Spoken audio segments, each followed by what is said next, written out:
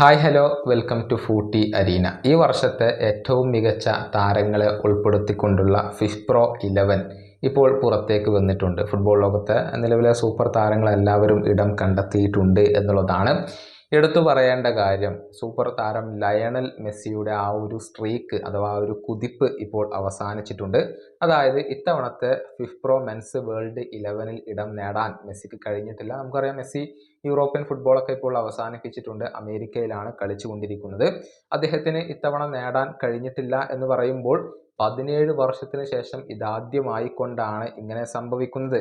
അതായത് 2006 മുതൽ പിന്നീട് ഇങ്ങോട്ട് ഫിഫ്പ്രോ മെൻസ് വേൾഡ് 11 മെസ്സി സ്ഥിര സാന്നിധ്യമാണ്. അങ്ങനെ 17 വർഷക്കാലം അദ്ദേഹം ഉണ്ടായിരുന്ന ആ ഒരു സ്ഥാനം അദ്ദേഹത്തിന് ഇപ്പോൾ നഷ്ടമായിട്ടുണ്ട് എന്നുള്ളതാണ് ശ്രദ്ധേയമായ കാര്യം. ഏതായാലും നമുക്ക് 11ലേക്ക് വരാം. ഗോൾ കീപ്പിംഗ് പൊസിഷനിൽ മാഞ്ചസ്റ്റർ സിറ്റിയുടെ ബ്രസീലിയൻ സൂപ്പർ താരമായ എഡേഴ്സൺ മോറസ് ആണ് വരുന്നത്. ഇനി പ്രതിരോധ നിരയിൽ 3 താരങ്ങളെയാണ് അവർ ഉൾപ്പെടുത്തിയിട്ടുള്ളത്. Dani Carvajal, Rudiger, Virgil van Dijk എന്നിവർ വരുന്നു. മധ്യനിരയുടെ കാര്യത്തിലേക്ക് വരുമ്പോൾ അവിടെ റോഡ്രി ഉണ്ട്, അതുപോലെ തന്നെ ടോണി ക്രൂസ് ഉണ്ട്. അദ്ദേഹം ഇപ്പോൾ വിരമിച്ചിട്ടുണ്ട്. കഴിഞ്ഞ സീസണിൽ ഗംഭീര പ്രകടനമാണ് ടോണി ക്രൂസ് നടത്തിയിട്ടുള്ളത്. അതുപോലെ തന്നെ ജൂഡ് ബെല്ലിംഗ്ഹാമിനും കെവിൻ ഡിബ്രോയിനക്കും ഇടം നേടാൻ കഴിഞ്ഞിട്ടുണ്ട്.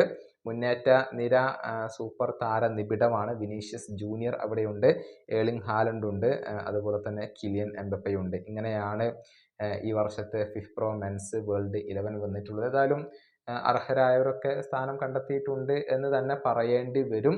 പക്ഷേ ലയണൽ മെസ്സി, ക്രിസ്ത്യാനോ റൊണാൾഡോ എന്നിവരുടെ ആ ഒരു യുഗമൊക്കെ ഇപ്പോൾ അവസാനിച്ചു കഴിഞ്ഞിട്ടുണ്ട്. ഈ വീഡിയോയുടെ അവസാനിപ്പിക്കുന്നു. അടുത്ത വീഡിയോയുമായി വീണ്ടും കാണാം.